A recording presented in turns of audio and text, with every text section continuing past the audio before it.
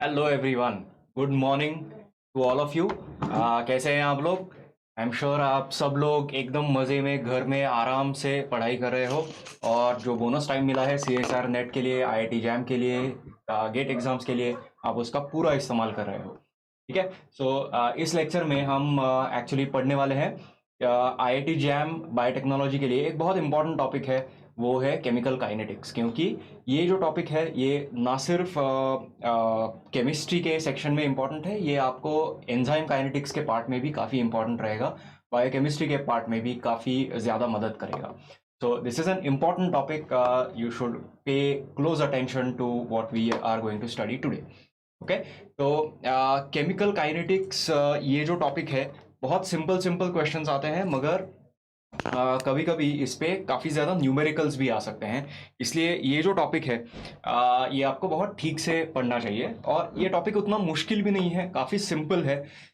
ये कैसे हमें पढ़ना है, इसके लिए एक बहुत सिंपल चीज़ आपने 8th स्टैंडर्ड में ही पढ़ के रखी है, 8th स्टैंडर्ड के मैथ्स में पढ़ के रखी है, मगर 8th स्टैंडर्ड का ही ये टॉपिक है। ठीक है। So good morning all of you. Deepika, Priyanka, Rohan, जल्दी से जो जो ऑनलाइन आए हैं सब लोग अपने अपने दोस्तों के साथ ये लिंक शेयर कर दो ताकि सबको इसका फ़ायदा हो। इवन आपके कोई केमिस्ट्री के दोस्त हो तो उनके साथ भी ये शेयर कर सकते हो, जो BSc में पढ़ रहे हो और IIT जैम देना चाहते हैं। ठीक है। सो स्टार्ट करते हैं केमिकल काइनेटिक्स। ओके। अब ये जो क्लास है, मतलब कुछ और बच्चे आ जाएंगे, तब तक मैं आपको एक बहुत छोटा सा प्रॉब्लम दे देता हूँ। ठीक है। तो फॉर एग्जांपल एक कार है। Okay, there is a car. ठीक है। और ये गाड़ी जो है वो जा रही है, वो स्टार्ट कर रही है ए से। ठीक है। ए से स्टार्ट करके वो बी तक पहुंचती है।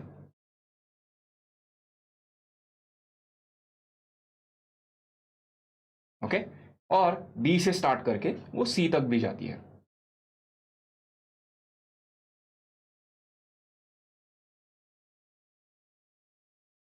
ओके। तो एक कार इस तरह आगे जा रही है। ओके। इनिशियली ए और बी में जो अंतर है, ओके, ये जो डिस्टेंस है,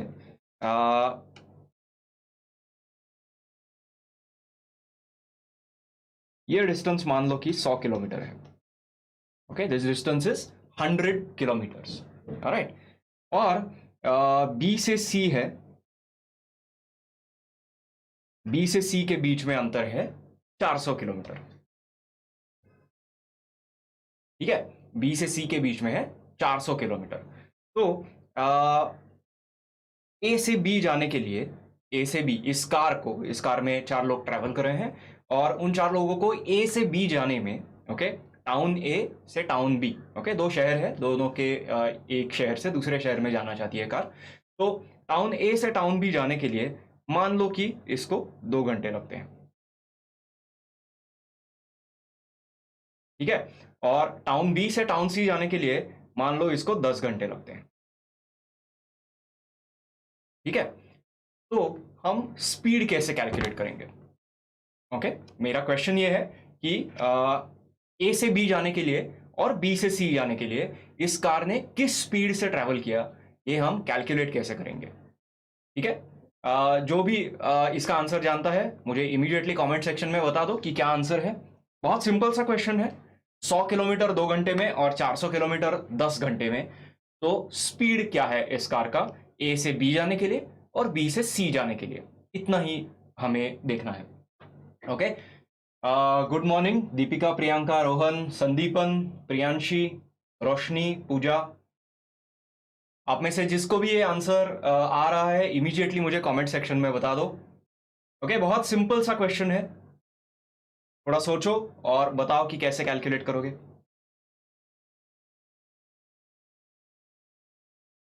ओके। मान लो कि अ, ये ए जो है ये पुणे में है। ओके। और पुणे से दादा सर, विशाल सर, दिगंबर सर और मैं, हम 4 लोग एक कार से निकलते हैं। और जाना चाहते हैं मुंबई। ओके, अब ऐसे मान लो कि हम सुपर फास्ट जा रहे हैं, एकदम 2 किलोमीटर में मुंबई पे पहुंच गए, और मुंबई से जाना चाहते हैं जोधपुर। ओके, जोधपुर जाने के लिए बहुत एकदम तेज गाड़ी भगाई दिगंबर सर, भाई एकदम गाड़ी मस्त चलाते हैं। तो दिगंबर सर ने तेज गाड़ी चलाई, 10 घंटे में हम जोधपुर पहुंचे।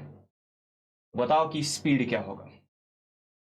यस प्रियांशी, ए से बी जाने के लिए स्पीड होगा 50, और ए से बी 50, एपीआई सिंह कह रहे हैं, और बी से सी 40। ओके, एपीआई सिंह का आंसर मुझे थोड़ा ज्यादा अच्छा लगा प्रियांशी से। ओके, कोई बता सकता है क्यों? इसका रीजन ये है कि एपीआई सिंह ने यूनिट भी बताया है। यूनिट गलत है, किलोमीटर मल्टीप्लाइड बाय आवर नहीं होता है, किलोमीटर्स पर आवर होता है। तो यहाँ पे यूनिट हो गया 50, सॉरी स्पीड हो गया 50 किलोमीटर्स पर आवर, यहाँ पे हो गया 40 kilometres per our. Correct. Good morning Digambar sir, और दिगंबर सर भी आ गए हैं। दिगंबर सर, मैंने आपके गाड़ी चलाने की बहुत तारीफ की है अब तक। मैंने सबको बताया कि आप तो जोधपुर 10 घंटे में पहुंचा दोगे अगर हम लंबी ट्रिप लेंगे तो। ठीक है, ऑलराइट। तो ये स्पीड कैलकुलेट कैसे किया? स्पीड हमने कैसे कैलकुलेट किया? कितना डिस्टेंस कवर किया है, ओके, कितना अंतर कवर किया है, डिवाइडेड बाय कितने टाइम में कवर किया। करेक्ट। कितना अंतर वो कार चली गई है, और कितने टाइम में वो कार उतना डिस्टेंस जा सकती है, चली गई है। ठीक है, तो इससे हम डिस्टेंस अपॉन टाइम करके हम स्पीड कैलकुलेट कर सकते हैं। ठीक है, अब यही कॉन्सेप्ट अगर हमें केमिकल रिएक्शंस के बारे में या बायोकेमिकल रिएक्शंस के केस में अप्लाई करना है, तो ये कैसे करेंगे हम लोग? ओके, अब केमिकल रिएक्शन या बायोकेमिकल रिएक्शंस में हम कौन सा चेंज ऑब्जर्व करते हैं? हम वो चेंज ऑब्जर्व करते हैं, मतलब जैसे कॉन्सेंट्रेशन चेंज होता है, या फिर अगर गैसियस रिएक्शन हो तो प्रेशर चेंज हो सकता है। ठीक है, तो कॉन्सेंट्रेशन चेंज होगा, प्रेशर चेंज होगा, जैसे इस केस में डिस्टेंस चेंज हुआ, कितना अंतर हमारी कार आगे चली गई है, ये चेंज हुआ है। Yes Rohan, absolutely correct. A to B 50 kilometres per hour, और बी टू सी जो है वो 40 किलोमीटर्स पर आवर होगा। ठीक है, तो वैसे ही अगर रिएक्शन की बात करें, तो रिएक्शन कितना आगे गई है ये हम कैसे कैलकुलेट करेंगे? कितने अमाउंट से कॉन्सेंट्रेशन कम हुआ है, जो रिएक्टेंट है वो कितने अमाउंट से यूटिलाइज हुआ है। ओके, फॉर एग्जांपल अगर मैंने ऐसा कोई रिएक्शन लिखा, रिएक्टेंट्स गिव प्रोडक्ट्स। ठीक है, पहले सपोज मान लेते हैं कि रिएक्टेंट्स के 10 मोल थे और प्रोडक्ट्स के 0 मोल्स थे। ओके, ये इनिशियल अमाउंट है। ओके, 10 मिनट बाद क्या हुआ? 10 मिनट बाद हमें दिखा कि इसके 5 मोल्स ही हैं और इसके 5 मोल्स हो गए।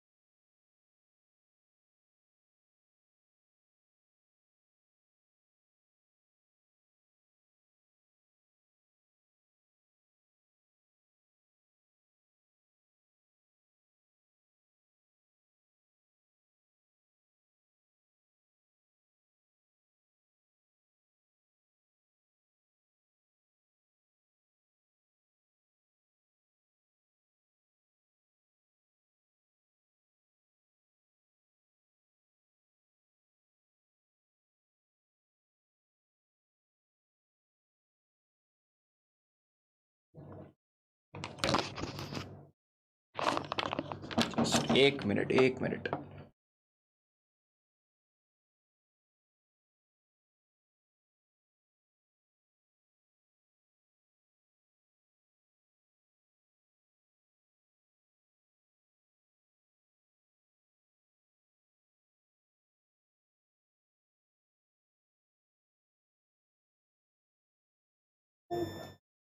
Hello hello.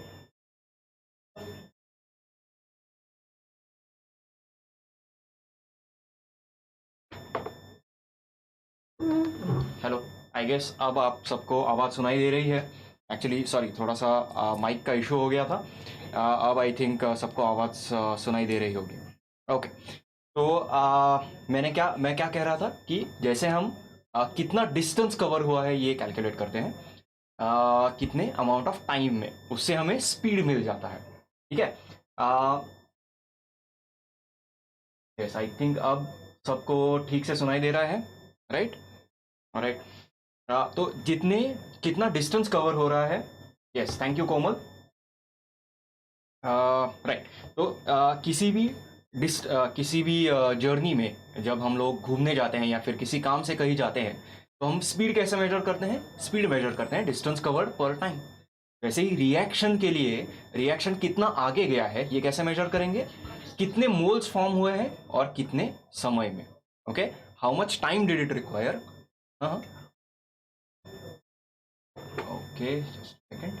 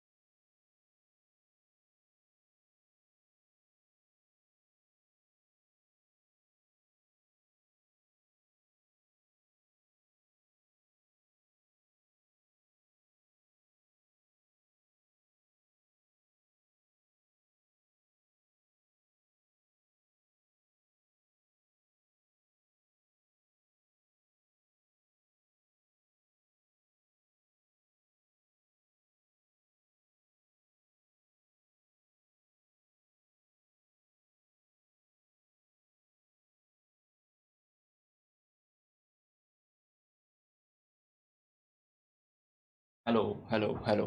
आई होप आप सबको सुनाई दे रहा है फिर से। आज थोड़ी सी तकनीकी खराबियां चल रही है, मगर आई थिंक ज़्यादा प्रॉब्लम नहीं आएंगे। अगर किसी को पता चला कि आवाज़ सुनाई नहीं दे रही है तो सिर्फ मुझे कमेंट्स में इमीडिएटली बता दो, मैं इमीडिएटली कुछ कर लूँगा, यहाँ पे माइक स्टार्ट कर लूँगा। ठीक है। तो प्रियंका, मैं फिर से रिपीट कर देता हूँ एक बार, हमने यहाँ पे क्या कैलकुलेशन किया है और नीचे क्या कैलकुलेशन किया है। ठीक है, एक बार देख लेते हैं कि कैसे करना है। तो जैसे हम पुणे से मुंबई, मुंबई से जोधपुर जाना चाहते थे, और हम किस स्पीड से गए हैं ये हमने कैसे कैलकुलेट किया? हमने कितना डिस्टेंस ट्रैवल किया है, कितने अमाउंट ऑफ टाइम में, कितने समय में हमने कितना अंतर कवर किया है। ठीक है। तो इससे हम स्पीड कैलकुलेट कर सकते हैं। वैसे ही अगर कोई रिएक्शन होगी, ओके, किसी भी रिएक्शन के लिए हमें अगर रेट कैलकुलेट करना है तो रेट कैसे कैलकुलेट करेंगे?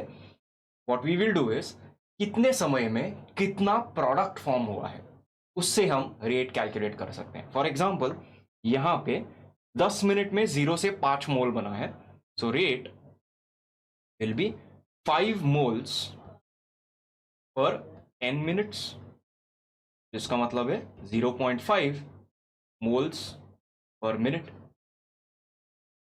ठीक है, सिंपल लग रहा है। ओके। यहां पे क्या होगा रेट? अब यहां पे अगर मैं 10 मिनट से 20 मिनट में, 10 मिनट से 20 मिनट तक रिएक्शन का रेट क्या है ये कैलकुलेट करना चाहता हूं। ध्यान दीजिए, मैं ओवरऑल रेट नहीं देख रहा हूं, मैं 10 मिनट से 20 मिनट में कितना रेट है ये देख रहा हूं। ठीक है। अब रेट जो कैलकुलेट करेंगे इस केस के लिए डायरेक्टली 7.5 यूज नहीं करेंगे, क्योंकि 10 मिनट से 20 मिनट में सिर्फ एक्स्ट्रा 2.5 मोल बने हैं। Okay, and extra 2.5 moles have been formed. Okay, 5 से 7.5। तो यहां पे हम लोग लिखते वक्त क्या करेंगे? 7.5 माइनस 5 अपॉन 10 लिखेंगे, विच इज 2.5 अपॉन 10, मतलब 0.25 मोल्स पर मिनट। ओके, आई होप आप सबको अब समझ में आ गया है रेट कैसे कैलकुलेट करना है।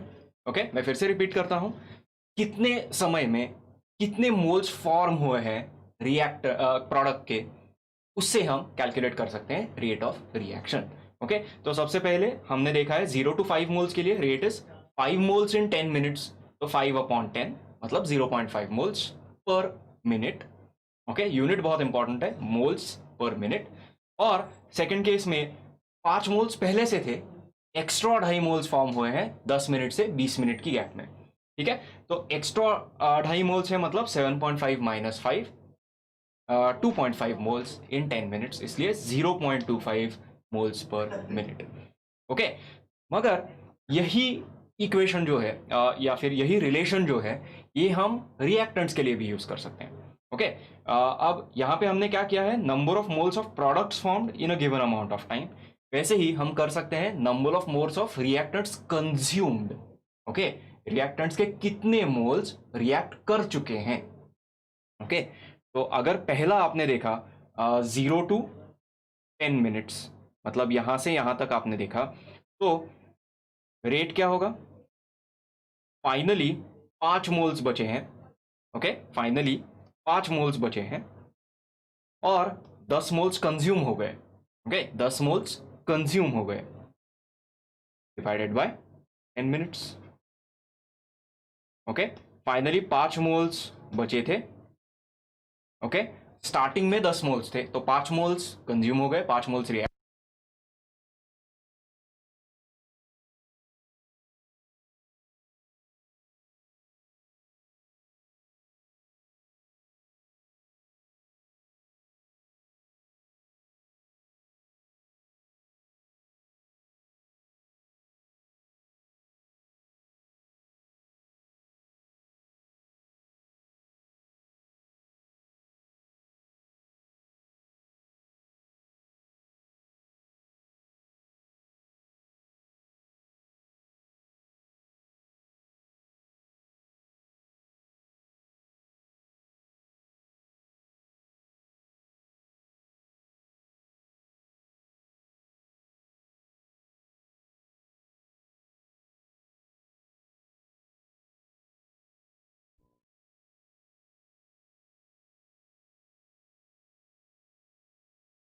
हेलो हेलो हेलो, अब सुनाई दे रहा है? आई थिंक, आई होप आवाज भी एकदम क्लियर आ रही है। हाँ हाँ हाँ, कोमल, प्रियंका, रोहन, मैंने वो कर दिया है। आई थिंक इमीडिएटली अब आवाज आने लगेगी। आवाज आएगी तो बता देना मुझे।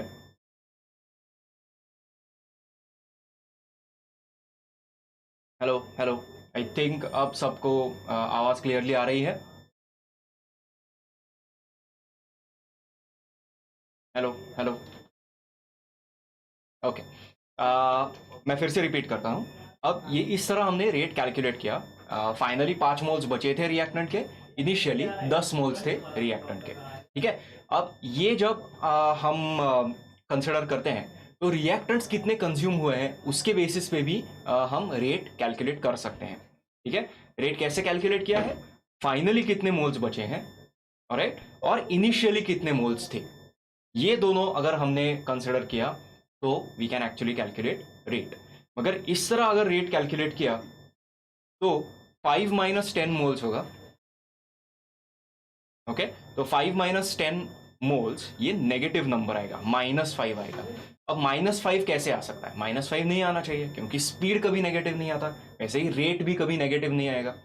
ठीक है, तो इसलिए जब हम लोग rate in terms of reactants लिखेंगे तो यहाँ पे एक एक्स्ट्रा माइनस साइन आ जाना चाहिए। ठीक है, और ये माइनस साइन क्या करेगा, -5 अगर हम लिखेंगे तो ये प्लस हो जाएगा। ओके, और रेट भी पॉजिटिव हो जाएगा। ठीक है, सो रेट कभी भी नेगेटिव नहीं होगा, रेट हमेशा पॉजिटिव ही होगा। हेलो, अभी आएगा, बताइए, तुम आ गए। ओके, सो यहाँ पे रेट भी पॉजिटिव हो जाएगा, समझ में आ गया। सो whenever you use reactants to calculate rate, जब भी हम reactants यूज करेंगे रेट कैलकुलेट करने के लिए, तो हाँ रोहन, शायद थोड़ा सा बैकग्राउंड में साउंड आएगा थोड़ी देर के लिए, थोड़ा सा इशू है, मगर होपफुली मैं जो कह रहा हूँ वो आपको सही तरीके से सुनाई दे रहा है। ओके, तो मैं कंटिन्यू करता हूँ। सो ये रेट डिफाइन कैसे करेंगे? Rate will be defined as change in products upon change in time. मतलब फाइनली कितने प्रोडक्ट्स थे माइनस इनिशियली कितने प्रोडक्ट्स हैं डिवाइडेड बाय कितने टाइम में ये चेंज हुआ है। ठीक है, और यही अगर हमें रिएक्टेंट्स के केस में लिखना है तो जैसे हमने देखा ऊपर माइनस साइन जैसे आ गया है, वैसे ही यहाँ पे माइनस साइन आ जाना चाहिए, minus delta R upon delta T. Okay, तो ये हो जाएगा minus of R F minus are I upon time. ठीक है, सो ये दो अलग अलग फॉर्मूलाज हैं या ये दो अलग अलग कॉन्सेप्ट्स हैं कि जहाँ पे जिस तरह से रेट डिफाइन हो सकता है। Okay, if you use products, how many moles of products are formed per amount of time, और if you use reactants, how many moles of reactants are consumed, और कंज्यूम्ड मतलब रिएक्टेंट के moles कम हो रहे हैं, कम हो रहे हैं तो यहाँ पे माइनस साइन आ जाएगा ताकि रेट जो है वो पॉजिटिव रह सके। ठीक है, सो this is how you define rate of reaction. Okay, अब नॉर्मली रेट ऑफ रिएक्शन ये हमने जो डिफाइन किया है वो in terms of moles of reactant किया है। ठीक है, मगर जनरली रिएक्शंस के लिए मोल्स मेजर करना थोड़ा मुश्किल हो सकता है। What we measure is the concentration of the reactants. ठीक है, तो what we will write is rate is change in product concentration, change in product concentration in a given amount of time. ठीक है, change in product concentration in a given amount of time. ठीक है, okay, आई hope आप सबको अब एकदम ठीक से सुनाई दे रहा है, किसी को कोई प्रॉब्लम नहीं आ रहा है। पीछे शायद थोड़ा सा बैकग्राउंड आएगा, थोड़ी देर बेयर करो, थोड़ी देर बाद वो बैकग्राउंड का नॉइज़ भी मैं सॉल्व कर दूंगा। अगर सब ठीक से सुनाई दे रहा है तो मुझे एक बार सिर्फ कमेंट्स में बता दो, जो मैं कह रहा हूँ वो आपको सुनाई दे रहा है ठीक से, तो सिर्फ मुझे एक बार कमेंट्स में बता दो। ठीक है, रोहन, अरुण, मेघना, प्रियंका, कोमल, आई होप आप सबको अब ठीक से सुनाई दे रहा है। ओके, तो मैं कंटिन्यू करता हूँ। सो this is how you define the rate of reaction. ठीक है, अब ये जो रेट ऑफ रिएक्शन हमने डिफाइन किया है, इस पे कभी कभी डायरेक्ट क्वेश्चंस, हाँ thank you Komal, thank you Deepika. अब ये जो रेट हमने डिफाइन किया है, मोस्ट ऑफ द टाइम्स इस पे ग्राफिकल क्वेश्चंस आ सकते हैं। ठीक है, तो हम ग्राफ से ये रेट ऑफ रिएक्शन क्या है ये कैसे समझेंगे ये समझने की कोशिश करते हैं। ठीक है, तो मैं दो ग्राफ्स ड्रॉ करता हूं। ओके, एक है रिएक्टेंट का कॉन्सेंट्रेशन वर्सेस टाइम, और एक होगा प्रोडक्ट का कॉन्सेंट्रेशन वर्सेस टाइम। ठीक है, ये दो ग्राफ्स ड्रॉ करके देखते हैं। Correct, thank you Rohan, thank you API Singh, thank you Arun Kumar Yadav. Okay, तो हम दो तरह के ग्राफ्स ड्रॉ कर रहे हैं। ओके, ये ग्राफ्स क्या है कि टाइम के साथ रिएक्टेंट का कॉन्सेंट्रेशन कैसे चेंज होगा और टाइम के साथ प्रोडक्ट्स का कॉन्सेंट्रेशन कैसे चेंज होगा, ये दो ग्राफ्स हम ड्रॉ करने की कोशिश कर रहे हैं। ठीक है, अब ये ग्राफ कहाँ से आते हैं? अगर हमें पता भी नहीं है कैसे ड्रॉ करना है, फिर भी हमें पता है कि रिएक्शन कैसे होता है। ठीक है, रिएक्शन में क्या होता है, इनिशियली बहुत सारा रिएक्टेंट होगा, वो धीरे धीरे कंज्यूम होता जाएगा तो रिएक्टेंट का अमाउंट कम होता जाएगा। वैसे ही प्रोडक्ट इनिशियली जीरो होगा, बिल्कुल नहीं होगा प्रोडक्ट। ठीक है, दो चीज़ें हम मिक्स करते हैं, एसिड और बेस मिक्स करते हैं, तो इनिशियली बहुत सारा एसिड है, बहुत सारा बेस है, मगर सॉल्ट नहीं है। ठीक है, तो रिएक्टेंट का कॉन्सेंट्रेशन इनिशियली काफ़ी ज़्यादा होगा, इसलिए टाइम इक्वल टू जीरो पे हम रिएक्टेंट को हाई कॉन्सेंट्रेशन पे लिख देते हैं।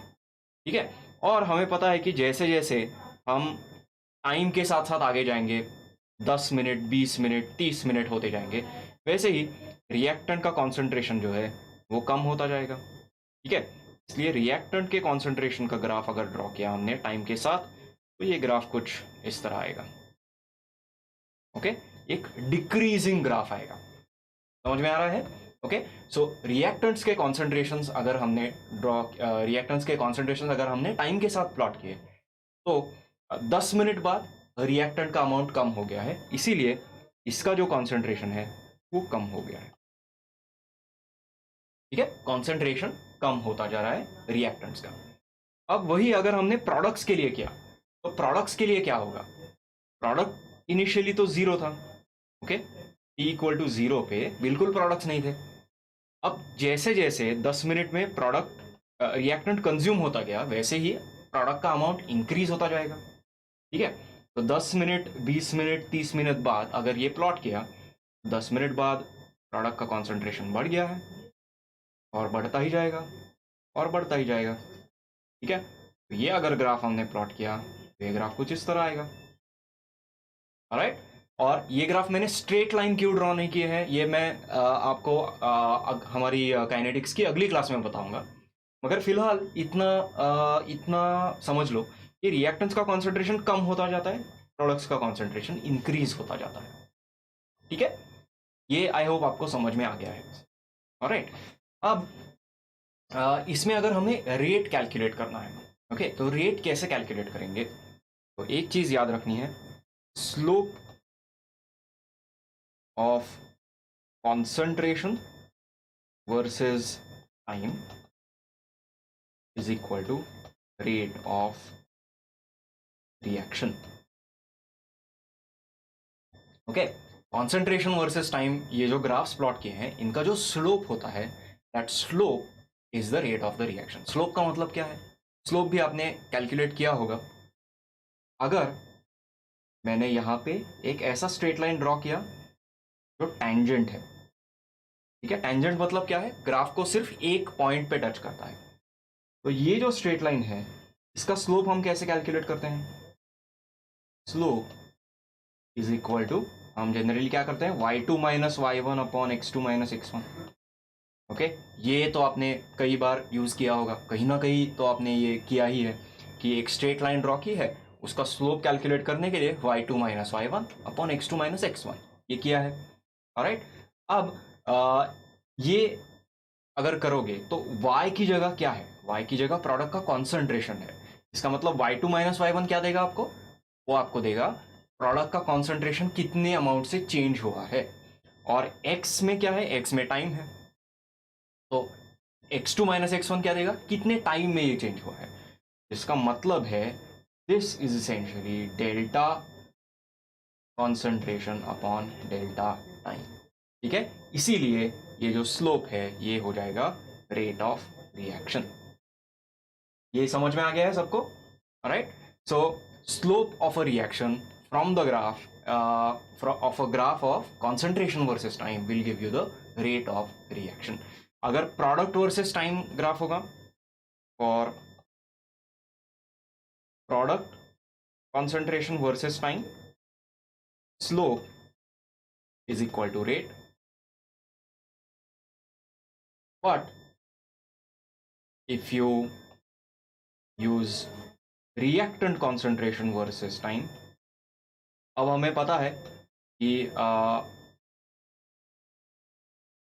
अगर हमें रेट कैलकुलेट करना है तो माइनस साइन आना चाहिए, क्योंकि रिएक्टेंट्स का कॉन्सेंट्रेशन यूज किया है, तो यहाँ पे आएगा minus of slope is equal to rate. ठीक है, सिर्फ इतना ही चेंज होगा, जो प्लस होगा वो माइनस होगा, मगर अदरवाइज जो स्लोप है वो डायरेक्टली रेट दे देगा आपको।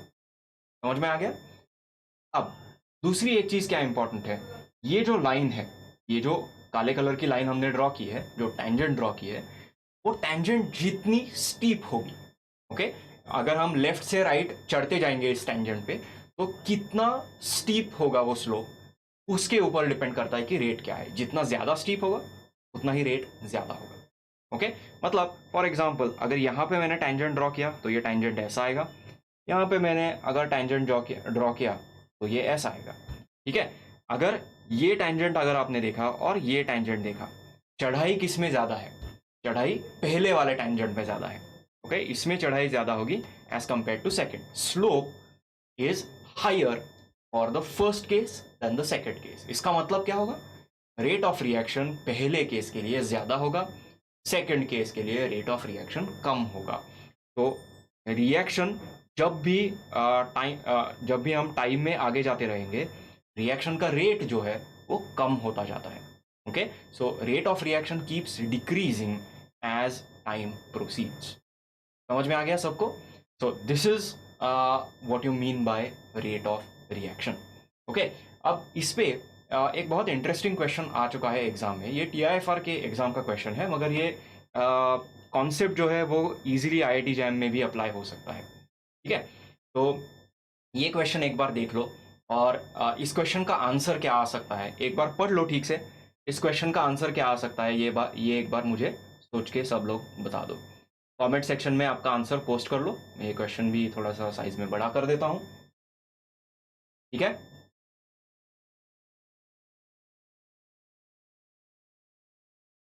ऑलराइट।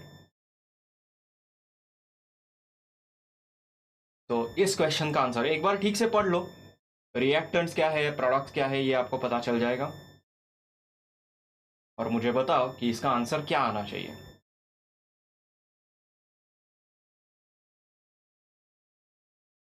ओके, तो रिएक्शन दी है।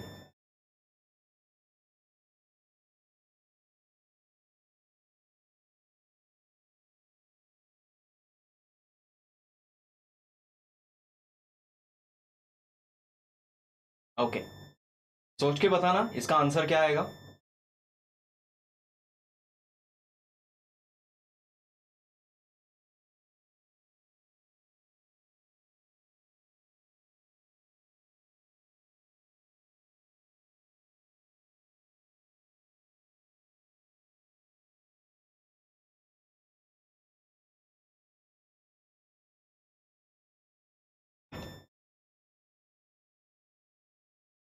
ओके, जल्दी से सोच के मुझे कमेंट सेक्शन में बता दो आंसर क्या आएगा।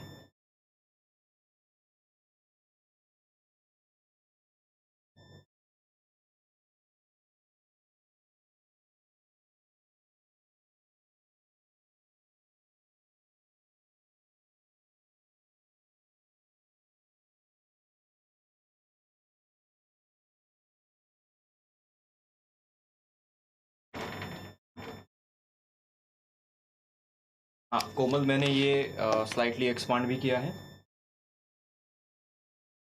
अब ठीक से देख पाओगे मुझे लगता है। ओके, कैटलिस्ट का कॉन्सेंट्रेशन डबल किया है, और अब आप कैसे एक्सप्लेन कर पाओगे?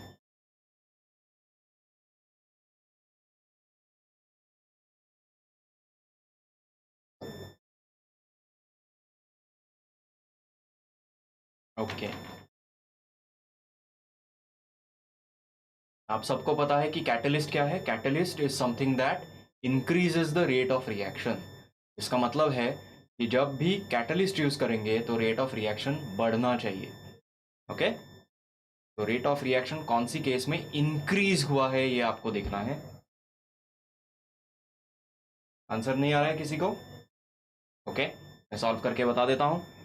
अब देखो, यहाँ पे 100 माइक्रोमोलर कैटलिस्ट है, और यहाँ पे 200 माइक्रोमोलर कैटलिस्ट है। ठीक है, जब भी 100 माइक्रोमोलर कैटलिस्ट होगा, रेट इंक्रीज तो होगा, मगर 200 माइक्रोमोलर कैटलिस्ट में रेट और भी इंक्रीज होगा। ओके, तो यहाँ पे आप लिख सकते हो कि हाईएस्ट रेट। ओके, और यहाँ पे आप लिख सकते हो कंपैरेटिवली लोअर रेट। ठीक है, एक केस में रेट सबसे ज्यादा आएगा, एक केस में रेट कंपैरेटिवली कम आएगा। कैटलिस्ट यूज किया है तो फास्ट दोनों केसेस में होना है। ओके, एक रिएक्शन क्या होगा, 10 मिनट में या 10 घंटे में मुंबई से जोधपुर पहुंच जाएगा। दूसरा रिएक्शन जो है वो 10 घंटे में मुंबई से डायरेक्टली दिल्ली पहुंच जाएगा या जम्मू पहुंच जाएगा। ठीक है, दूसरा रिएक्शन काफी फास्ट होगा क्योंकि कैटलिस्ट का अमाउंट ज्यादा यूज किया है। ठीक है, तो इसका मतलब क्या होता है? यस, कोमल इज सेइंग कि B option is correct. L and M represent product concentration and N and O represent reactant concentration. Okay, fair enough. इससे अच्छा आंसर कोई हो सकता है क्या? या ध्यान दीजिए, यहाँ पे पूछा है which of the following is not true.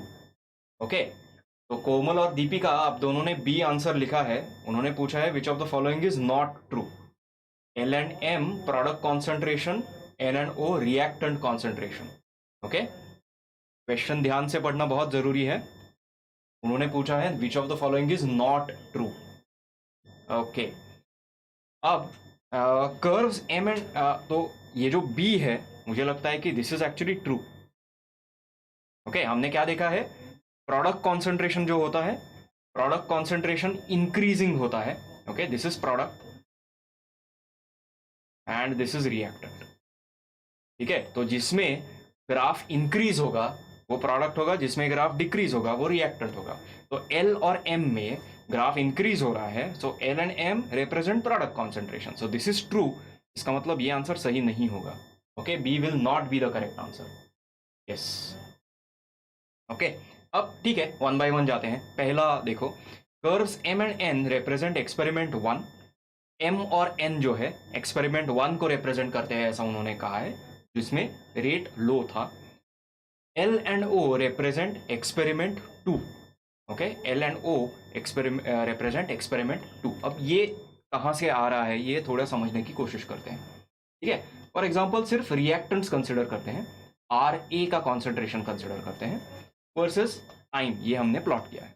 ठीक है, तो पहले एक्सपेरिमेंट में सपोज ग्राफ इस तरह आएगा। ओके, पहले एक्सपेरिमेंट में सपोज ग्राफ इस तरह आएगा, 10 मिनट में ये हुआ है, 20 मिनट में यहां तक पहुंचा है।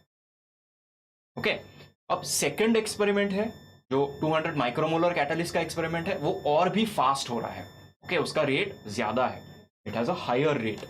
अगर रेट ज्यादा होगा तो ये जो अमाउंट है ना 10 मिनट बाद, 10 मिनट बाद रिएक्टेंट का अमाउंट और भी कम बचेगा, क्योंकि ज्यादा अमाउंट में रिएक्टेंट कंज्यूम हो जाएगा।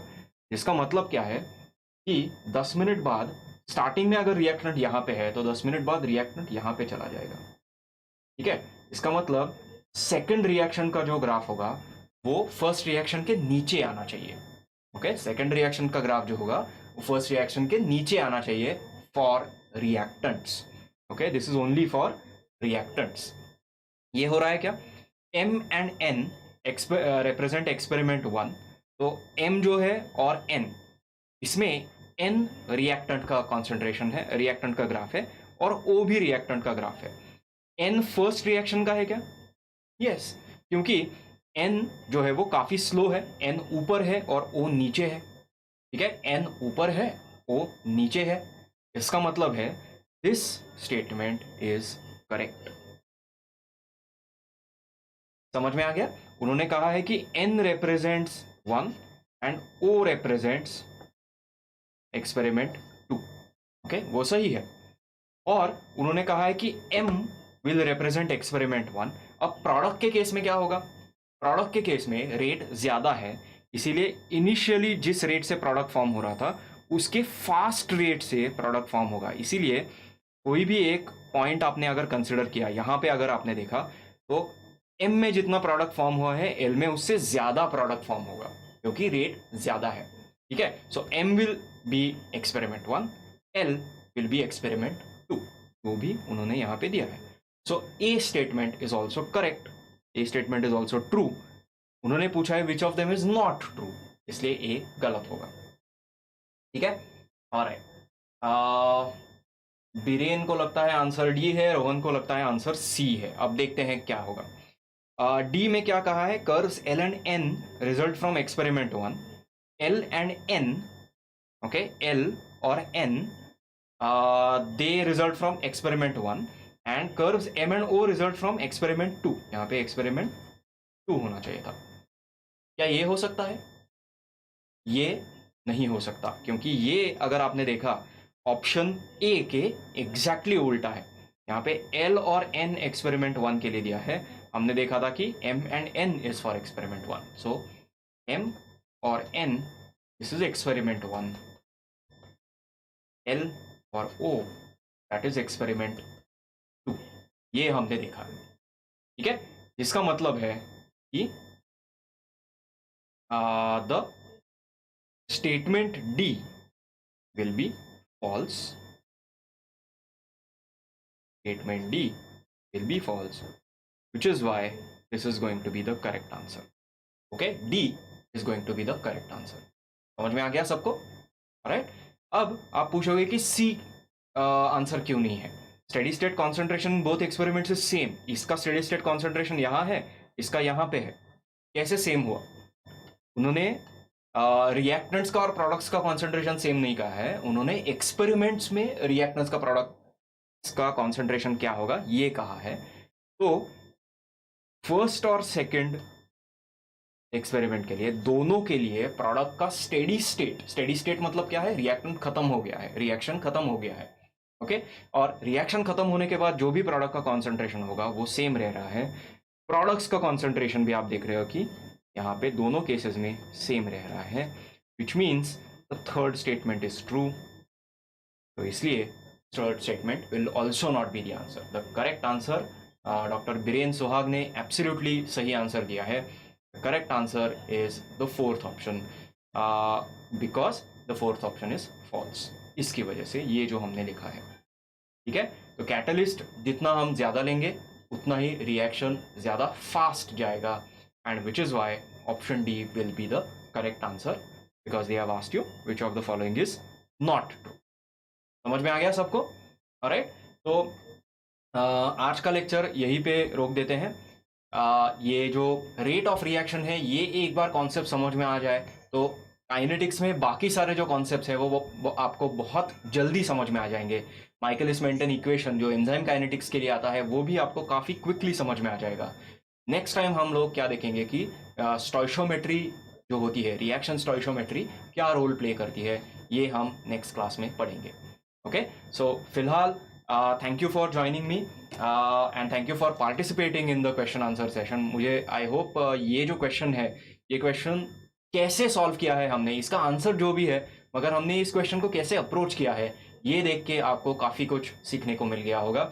एंड आई होप कि इसके बाद जो केमिकल काइनेटिक्स के क्वेश्चंस आएंगे, आई एम श्योर कि आप इजीली सॉल्व कर पाओगे. Alright, so graph related questions solve कर पाना आपके लिए इजी होने वाला है. Okay, so thank you for joining me. You are most welcome Komal. I enjoyed a lot. थोड़े से टेक्निकल डिफिकल्टीज आ गए होंगे, अगली बार वो सॉल्व हो जाएंगे. आप उसकी चिंता बिल्कुल मत कीजिए. रेगुलरली ये जो लाइव लेक्चर्स है वो अटेंड करते रहिए, एंड आई अश्योर यू कि आपको केमिकल काइनेटिक्स पूरा का पूरा एकदम डिटेल में आपको आने लगेगा. Okay, that's all from my side. Thank you very much for joining me, and until next time, good bye.